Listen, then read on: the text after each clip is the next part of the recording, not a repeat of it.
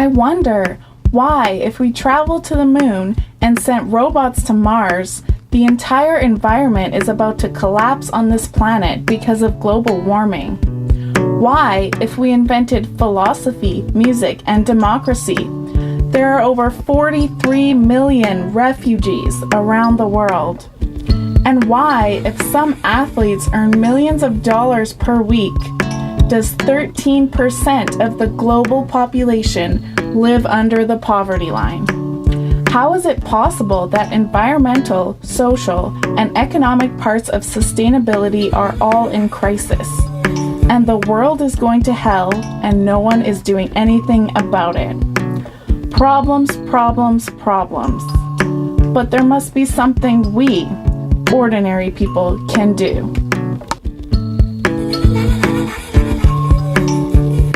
Hello. Hello. My name is Adrian. And I am Oksana. In our search for solutions, we went to Ukraine, a country deeply immersed in different crises, to show that, precisely because of the crises, people are able to find sustainable solutions. When you heard about Ukraine in the past, you probably would have thought about Chernobyl, the Soviet Union, and pierogies, a bizarre combination of images. Now many of us would connect Ukraine with the 2013-2014 Euromaidan protest. It started as a demand for closer European integration, but turned into a protest against widespread government corruption, abuse of power, and violation of human rights in Ukraine. After over 2 months of tense but peaceful protest, the situation ended dramatically with violent clashes with the police, resulting in more than 200 people dead, President Yanukovych fleeing the country, annexation of Crimea, and armed conflict in the east of the country. So what can we learn from such a situation? Our internet search led us to Bogdan Havrileshin, one of the greatest minds from Ukraine with a PhD in economics and social science. That's just among many other merits. We started talking with him about the social aspects of the sustainability crisis. The world as such actually needs to shift to a new paradigm. And to shift from, let's say, vicious competition at all levels for everything in everything, and to shift to cooperation, to work together, to cooperate, rather than me, and this self-centeredness, individualism. And secondly, we have to also adopt sooner or later a universal declaration of obligations or responsibilities, you might prefer the word. Once we shift to that mode of behavior, once we start actually cooperating, working together, and once we really feel this kind of responsibilities, obligations, there would be no crisis. And the wonderful thing happened in Ukraine when they started attacking people on Maidan, that different services were created, audible, medical, psychiatric, educational, etc. Now, why did these people do it? It is not because the government was suggesting it or supporting it. The government at that time, Yanukovych, was totally against it. They wanted actually these people killed, liquidated. They did it out of the sense of responsibility to their fellow man. So it is in Ukraine that this new value has emerged in practice. Some experience and some values we can ingrain only after some events. I don't wish anybody in Canada or other countries go through the events which Ukraine go through, but I must admit that these events give us a chance to understand what's the real values in our lives. Euromaidan is a great example how people can unite it and can provide self-organize in very different initiatives. Before it, a lot of people live in ordinary life, have a job, have a family, and they even not expected from themselves such behavior. But in these dramatic times, they start to show solidarity, start to help other people, start to do very courage things. We have a problem with medical care of protesters who were beaten by police because it was real dangerous for them to be in official hospitals. The doctors in these hospitals were instructed to call to police, and police go to the hospital, kidnapped participants, even they couldn't move, and bring them to detention, to court. And the people understood that they have to create a real network of hidden hospitals. When they start to ask people donate and to bring the equipment, for only one day they collect everything what they need.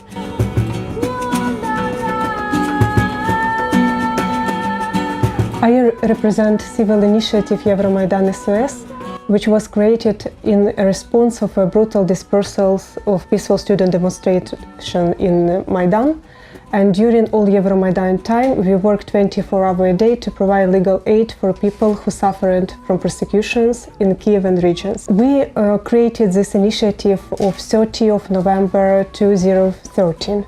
And we opened Facebook page, started our work on hotline. As I remember, but I can be mistaken, that only for one day we have several thousands of followers. And for us it was real fantastic.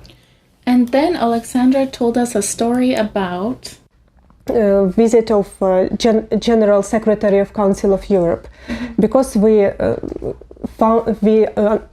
got information that he visited Kiev in the last moment, and we have only 40 minutes before meeting with them. And we very quickly issued appeal, but on Ukrainian language, and we asked them to create a special investigative bodies what's going on Maidan. But it was on Ukrainian, and we haven't interpreter in our team to make translate it into English. And we put, you can imagine, we put the list of our appeal on Facebook page and ask people, we have 20 minutes. 20 minutes, can you help us? And it was fantastic because in the comments, people said, I will bring first chapter, I will bring second chapter, I will bring... And they managed to translate it, and we are managed to print it and to run to these meetings and to ask General Assembly of Council of Europe to create this commission. So in order to solve the social part of the sustainability equation, we need to become more responsible and also replace the relationship of competition, war of all against all, with a relationship of cooperation, sharing, mutual help, and solidarity. And this is what happened during Euromaidan. It feels like we can only collaborate with each other when something bad happens. Unless there is a catastrophe that touches you closely, very few people are willing to help or even care about what is happening to other fellow humans or the environment. Look what happens in Europe with the refugee crisis. The Syrian war started in 2011, not to mention Iraq in 2003, or Afghanistan in 2001. But it was not until the summer of 2015 when the world really paid attention to them. Is there not any other way? We went to our friends from the Wonderful Project to talk about just this. These guys have been working voluntarily for more than 2 years now to inspire people to be responsible and active. I think that the most important thing that Euromaidan showed is that the ability of people to unite. But the problem is that we united in a very dramatic events and very critical points for our country. And the question is, why can't we unite now, today, for solving these small problems that we face every day? And our initiative works on showing people how they can unite and why is it important to keep, these united actions for the real change. What is the second?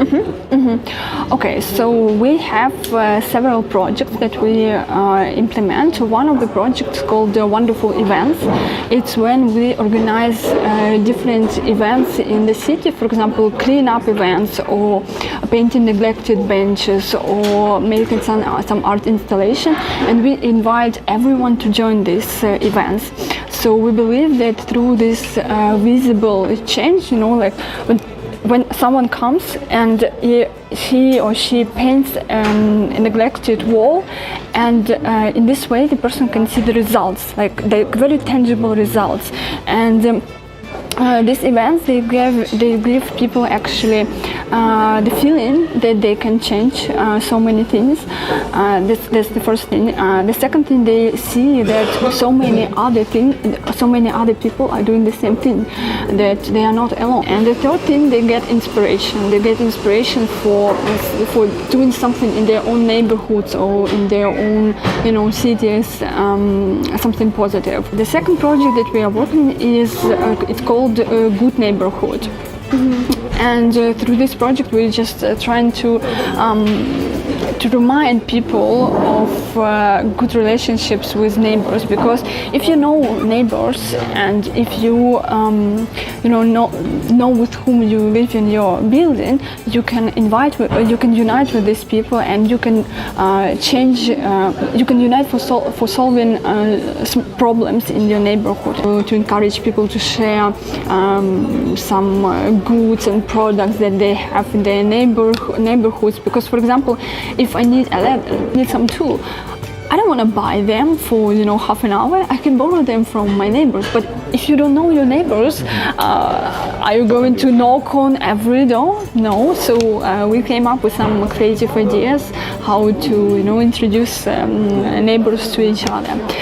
And the third project, the big project that we are working now is it's more about encouraging people to act independently. So we say that, look guys, you are wonderful. You don't need the NGO. You can do your things. It all depends from you. It depends if you want to change something in your country, if you want to change something in your neighborhood, you don't have to wait. You have to act. And we organize some information. We do some informational campaign, to support this. We call them superheroes because they are superheroes. They are not waiting, they are not complaining, they are acting. And what is important in our work is that we are a grassroots initiative. We are trying to engage citizens at every stage of our project. So from idea to creation, implementation, to follow-up activities. Like, for example, yesterday we organized the first public discussion with locals at the local library, and we invited them. We just said, guys, we have some ideas. We want to share our experience, and we want to show you how we think the library can be changed. But we want to hear your experience and your expectations.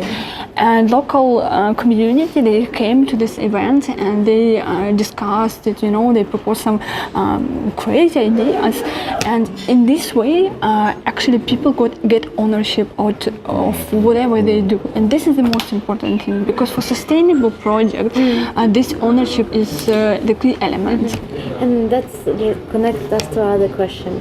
Why is your initiative important for sustainable development? Why is it not important just to buy eco or recycle or plant the trees? Why is it important? We believe that personal responsibility and this proactive position is the key for sustainable development of the country. Because when people are not expecting actions from someone else, when they have this critical thinking, and when they have understanding of this ownership of their own country, any changes are possible. This is the stories that we actually collect, and we think that this is the most significant result of our work, when people start acting independently. And for example, in one neighborhood we united neighbors, and they just several neighbors, and they cleaned up their porch, and they painted, they made it really wonderful.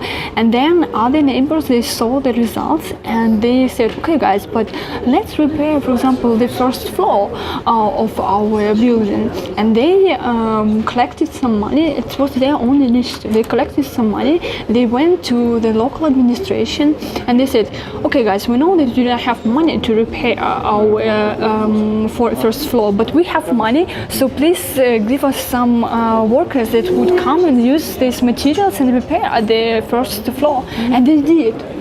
So, and this compromise and this collaboration between citizens and local government, it's important, because sometimes, citizens think, for example, oh, I'm not going to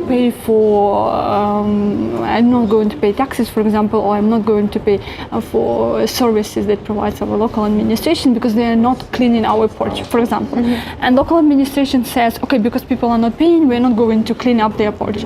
And this is, like two circles that you can live for 20 years in a dirty porch just because you didn't make this first step. And through this example, we show how these two circles can actually collaborate, how they can unite their actions and do something really, really wonderful. After finding some clues about solving social crisis, we all celebrated with marvelous jam from Maria's mother.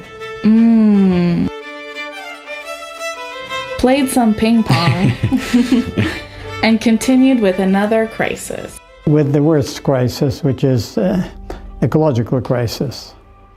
Now, why did I start with that? Because actually, that's in anticipation. That's why the Club of Rome was created. But what the Club of Rome did is to say this: if the population of the world will grow at the current rate, if industrialization will continue as it is now, if the use of resources will continue again at the current rate, if, of course, the pollution coming because of the industrialization, a lot of use of energy, fossil energy sources essentially, if that will continue, what will be?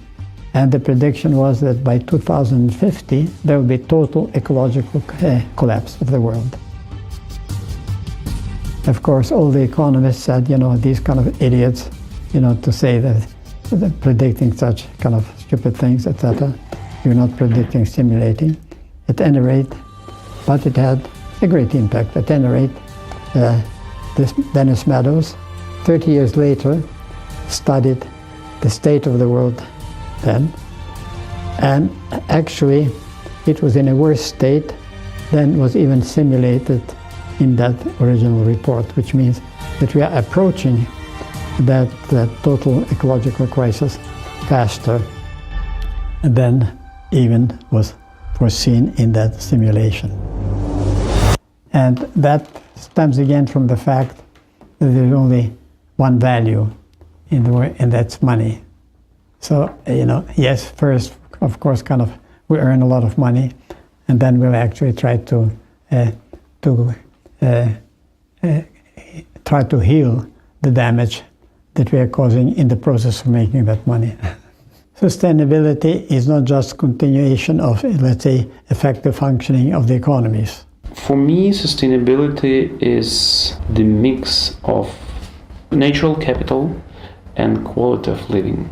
For me, it's living the way that you live this earth better, or at least in the same state as it were when you came on this earth. Green Incubator is a very efficient operating network for green activists in Ukraine. They have organized numerous events such as hackathons and workshops, conferences, and educational meetings. They spread the word about alternative energy across different types of media. They lobby for it in politics, teach people to create their own energy systems, like building their own solar collectors, and they promote business opportunities and startups.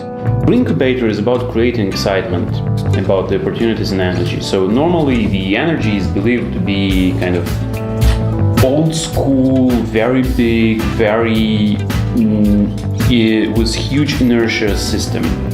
Our key idea is written on the t-shirts. It says, "Energy geeks are sexy." We want people to believe that starting something in energy is as cool as starting something in IT. Our secret mission is to bring people from different areas of life into green entrepreneurship and show them that there are opportunities and there is excitement to create something in energy. We believe in energy freedom as a part of the sustainable future of the planet, and we believe that energy should be as open, democratic and inclusive as internet has become. Because when internet became open, it made a lot of things possible, and the energy can do the same. Democratization of energy will be very, very important step for the humanity when people will reconnect with the sources of how they're getting this thing and how they are powering their lives. This comparison to the internet is very fundamental because, well, with some hints involved, but I'll be able to host a website on this computer, maybe even on the smartphone. I'm not able to do this in the energy system currently, or it's extremely limited. So the smart energy is at the heart of this system because it allows two-way flow, two-way energy communication. Now in energy, we are probably approaching this critical point and mix of Internet of Things, IT technologies, networking, communications will empower creation of this energy superhighway, where you can freely trade, freely connect, freely where you can boost the efficiency, where you can cut the consumption, where you can self-generate energy, where you can solve energy. So we are approaching to this level. Things for energy revolution, for empowering people to produce their own energy and to transform the energy system. Now, of course, the paternalism and consumerism, they are true enemies. Ukraine is very paternalistic, and millions of people were intoxicated by this concept that this is the government's responsibility and the government's role to provide this. And there is a very tragic legacy of Soviet Union, the tragic legacy of killing the initiative, disempowering people, and not believing in being able to change anything. And speaking about the consumerism, this is another cultural part. By being busy, we are shielding ourselves from really important questions of our life. And the same with stuff. We actually need more white space in our homes where you can have a space for thought. So we have to think how to survive on this planet and how to survive as the human species all together, not only think about ourselves, but also about the planet in general. So to solve environmental issues, we need to think about how 7 billion people can live on the planet with limited resources. Buying ecological products, recycling all of your garbage, using as little plastic as possible, and paying attention to how things are done and where they come from. This is a gigantic step we all should take, but it's not enough to remedy the situation. It is not enough to just pollute less. We have to change the way we produce and consume and challenge the status quo of the current growth-based system. But what if you produce your own? Not only energy, as Roman said, but your own food, energy, and shelter, so that you can control the way it is done. So you know that to make your dress, no chemicals were washed away into the rivers, no workers were exploited, and it was not transported over the ocean, releasing more CO2. But why are we not doing it? We just got used to not caring at all. We have become simply too busy to think of anything else but our own butts. And it is not because people are evil or silly. It is because we are too busy to think about why we are busy, as Roman said. Work hard to earn more, to buy more, to grow the GDP more, and without even knowing, we're polluting more, destroying more, sharing less and caring less. We are in a vicious cycle. How do we get out of this cycle? How do we get out of the cycle? How do we get out of this cycle? In return to Bogdan Havrlishin. The dominant economic system is perverse because in it a human being has no value. And people are considered simply as human resources. When I was trying to teach English, when I was a lumberjack in Northern Ontario, and I had to ask one of the native lumberjacks how to pronounce, because English is not phonetic. So with time, I began to put phrases together. And one day, again, I went to one of the native lumberjacks and says, what does this phrase mean? What is he worth? And that was in November 47, and I still remember that moment. And he said, he laughed at me as if I was kind of a half-wit. And he said, what do you mean? It's simply, how much money have you got? And I said, is that my only worth? No, how about my knowledge, my character, my values, the personality? It's worth nothing? Because this is intrinsic, by the way, to the psychology. He suggested that we visit a local charity market.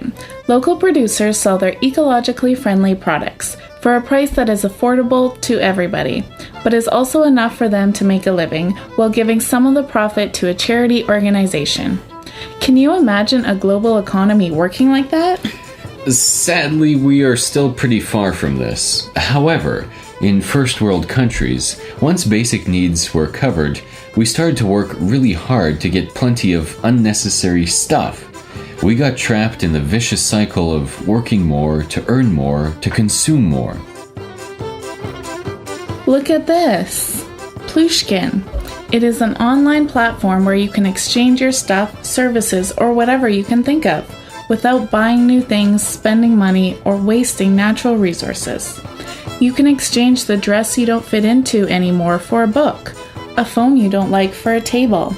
Thus, you will not throw it away and create more pollution. You will not buy new things and spend more money. After checking this webpage, we decided to call Natalia, one of the founders of Plushkin, hoping she would know how to get out of the cycle. Natalia, how do you get out of this cycle? Мені здається, що треба просто виділити такий собі час і подумати, що для тебе є головним. Ми кожного року оцінюємо свій рік в розрізі тих фотографій, які ми зробили протягом року. Ми кожного року робимо фотоальбом нашої родини. І був такий рік, коли наприкінці року мені, по суті, не було з чого робити той фотоальбом, бо було дуже мало фотографій. І це був той рік, коли, умовно, фокус нашої родини, як я називаю, був дуже заточений на гроші, на заробляння грошей, тому що, якби була фінансова ціль, яку було необхідно досягнути.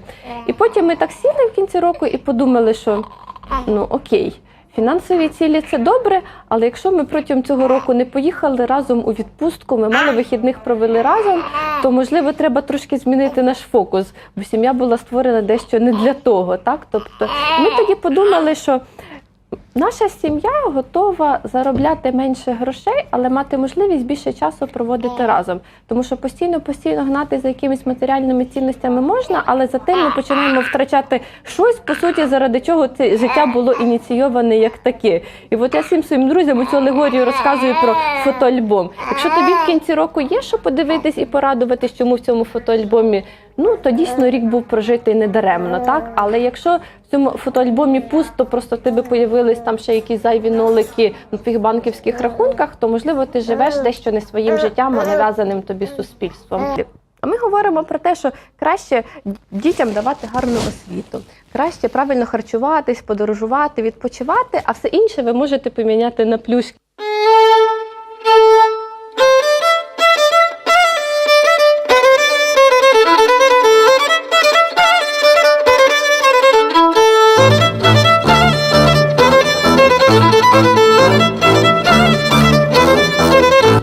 So to address the economic part of the sustainability crisis, we need to get out of this addiction to unlimited growth and consumption. I keep thinking about the photo album Natalia was telling us about.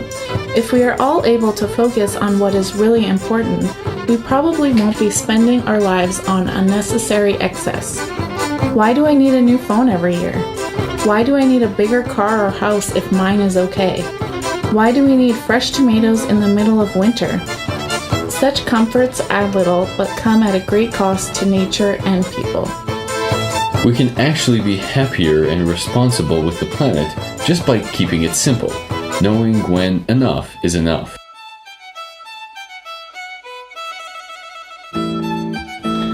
Wandering around the city, we found this great community garden.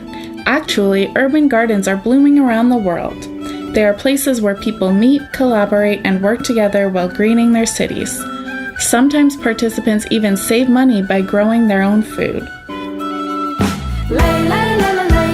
Look, this is an apple tree. Yeah? How do you know? Look at the branches. They go like this. But I know a bit more about this project. And look, here's Zhenya. Oh, Zhenya! The Heavenly Hundred Garden is not just a common urban garden. It has a very strong symbolical meaning. Before Euromaidan, there used to be a dump there, closed with fences which demonstrators used as shields during the violent clashes with police. Once everything was over, normal people like Zhenya, with nothing else but her own hands and no institutional support at all, decided to enter the dump, clean it up, and turn it into a memorial garden for those hundreds who lost their lives during Euromaidan. It's called Heavenly Hundreds, but people supposed to come there and share their ideas, but not to cry. It's not the place for sorrow and for tears. It's the place for creating new ideas, for uniting people, for kids, for love, for young people.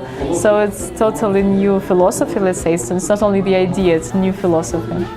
Our main goal is to make this local communities, so people united around the common goal. That's the first target. Then it's of course ecological point, because we created the Heavenly Hundred Garden. There are grass, there are flowers, there are trees, and it's also make the ecological situation in the city better. In the city, we also can have food. We want to promote this ecological ideas, that it's nice to plant vegetables, local vegetables, and to use these vegetables and fruits. If you have urban gardens and you plant vegetables and fruits, then you spend less money in the supermarket. The goal is also politician. We can't skip politics. So we, through urban gardening, through creating public spaces, we want to explain that people are the power in the city, and we want to decide what we want to have and to see in our city. Who officially owns this land? You see, the history of Heavenly Hundred Garden, it's somehow the small history of the big Ukraine. Land plot is situated in the center of the city, and just after the Ukraine received the independence, people from the city wanted to buy it and to build the hotel. The mayor of Kiev sold this land plot for his son-in-law. So it's a corrupted scheme, but this corrupted scheme was made very legally, and all documents are okay. And people during all this period, they were trying to fight for this land plot. So we're trying to work both in the legal sphere and with politicians. And they don't understand the situation. The times changed. Now people are very active, and they would protect what they created. I used to live near the Heavenly Hundred Garden, and actually in our team I was the only person who lived there. Other participants of the team, they live in different parts of Kiev. And yes, and the house burned down, and there are three theories why they burned the house. And one of them is because of my active position. Let's say my active position. 2 days ago it was much hotter, and now it's snowing. So it's the same situation with our grassroots project. At some stage you're losing this hope that things are going to change for better, but you're not losing this hope. So we hope that in 2 days the weather would be much better.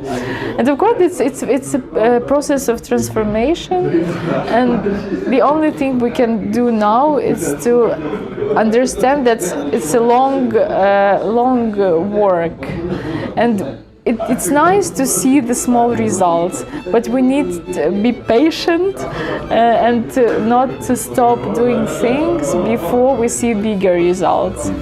So it's definitely spring, it's not summer for the moment. It's not winter already, but it's not summer. No, it's not winter. Even though the Heavenly 100 Garden more or less fulfills the 3 pillars of sustainability, we saw that if the ruling power doesn't like that idea, the project will really struggle to survive.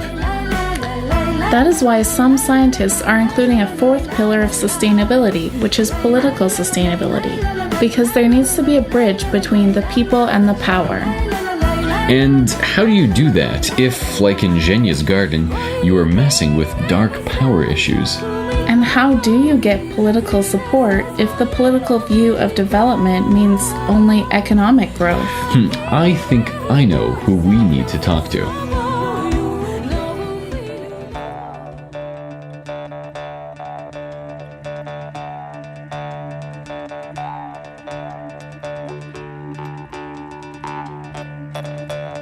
Реанімаційний пакет реформ як об'єднання громадських організацій, експертів, це понад 50 найпотужніших українських громадських організацій та понад 300 індивідуальних експертів. Це люди, які прийняли собі рішення, що на них, зокрема, лежить відповідальність за те, що відбувається в країні. Що не потрібно чекати, що це має зробити влада, це має зробити президент, це має зробити парламент. Потрібно робити все, що залежить від кожного. Як спільнота відповідальних людей, які не шукають крайніх, а роблять це самі. І, напевно, це все, що я скажу прямо зараз, і передам слово Артему Миргородському, керівнику секретаріату РП. Це хаб, в якому працюють 48 організацій, понад 300 експертів. Вони приходять сюди, працюють по вечорах, в день, коли їм зручно. РПР розбудував систему, за якою експерти, які працюють в Києві та в інших містах, змогли об'єднатися і знайти майданчик, на якому можна в дискусії відпрацювати рішення, які, власне, в консолідованому вигляді можна промотувати, адвокатувати з владою. Вперше за 25 років незалежності ми віднайшли інструмент, коли громадськість, експертна громадськість насамперед, може впливати на владу. During Euromaidan, a few activists gathered in the cafeteria and started to discuss how to make sure that people's ideas are actually influencing the legislation. This became a bigger movement where more people and organizations joined. Now it is a huge umbrella organization, Reanimation Package of Reforms, where the main third sector representatives of the country, now more than 100 NGOs from different regions of Ukraine, work together with experts to develop law suggestions and further lobby and protest to influence the government. We were impressed by how they turned grassroots ideas into such well-functioning and managed organizations. We thought we entered a big multinational corporation, but it was actually NGOs working for a just and fairer society. We became like a think tank, quasi-think tank. We developed the roadmap of reforms. We understood that we have to possess an annual plan in which particular reform. We developed from 8 groups in the beginning to 23, like taxation, media. On those initiatives that were adopted in the parliament and implemented, we put stamps here. I think that at least half of the planned activities have been performed. In the previous convocation, we have adopted about 20 laws, and Today, altogether with the previous, we are about 80 lost. Most of this organization existed before Maidan, but during Maidan we have developed better relationship since the state as a whole was quite weak at that time. They felt the moment of time that it's time, if they were united, they could be a very strong power. And since authorities understood that it's a consolidated position of many organizations, they started to respect us and to take us into account at important time milestones. And for yourself, how did Euromaidan change you? Oh, it changed me a lot because I worked in the private sector for 12 years. I was a marketing manager in 3 corporations. One of them was American. And then I was a private consultant for 3 years before Maidan. And then I left all the initiatives and job and spent all my time during the Maidan. We see that many persons like myself quit entrepreneur sphere or business and went to civic society as administrators and managers. They earn much less than they earned previously in the private sector, but they do it consciously since they understand that there is no market on the upsurge, but there is a country, a state that is in demand for a good quality management and the persons who could actually spend at least 1, 2, 3 years of their life, but developed a society where he or she and their children would like to stay in the future. Ukraine, a country where many believed there was no such thing as active civil society, surprised us with healthy and young community initiatives.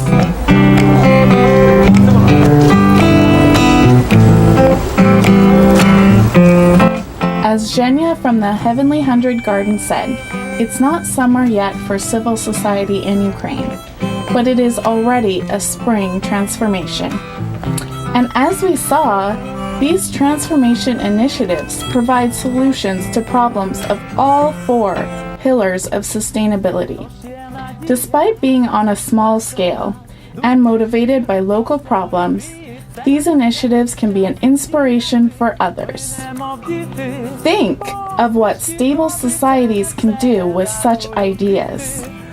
Imagine what you and your community can do. Ми самі повинні стати тими змінами, які хочемо бачити в світі. І я вважаю, що якщо я хочу вплинути на якусь екологічну ситуацію в світі, то недостатньо про це говорити, недостатньо щось писати, якби декларувати якісь свої бажання, треба щось робити. I think that it's always good to find an appropriate intermediate goal, because sometimes our goal is very big. And you know that sometimes people think that changes are possible only on a very huge scale, but these small actions and the unity of these small actions, they create big waves and big changes. Keep acting small, I would say. So, the first step to change things starts when you recognize that your actions matter and you start acting. Then the second step, when you start collaborating with others. For some, a first step could be not using plastic bags, and the second would be joining the environmental group at campus. For others, buying organic food will be the starting point, and next, joining a community garden to grow their own food. Some could make the first step by reading more about the economic and political situation, and then becoming an activist or creating their own political party. Why not? It is a matter of starting to act, even small, because the ocean of change is made out of small drops. We hope these drops inspire all of us to start acting, because if we don't, these crises will keep on happening, and it will happen more often. until eventually it will happen to all of us. So it is our responsibility, our task, our mission, and we can do it together. Я в тобі себе побачив, ой-ой-ой, хвилею накрила. Якщо вмію я, ти, звісно, маєш вміти, бо всі ми маємо крила. Я в тебе пробачив, я в тобі себе побачив, ой-ой-ой, хвилею накрила. Якщо вмію я, ти, звісно, маєш вміти.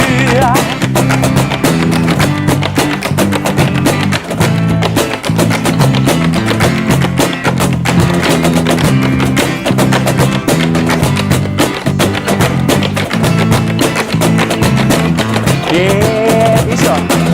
Бо-бо-бо-бо-бо, бо-йо-йо-йо, бо-йо-бо-бо-йо-йо-бо. Бо-бо-бо-бо-бо, бо-йо-йо-йо, бо-йо-бо-бо-йо-йо-бо.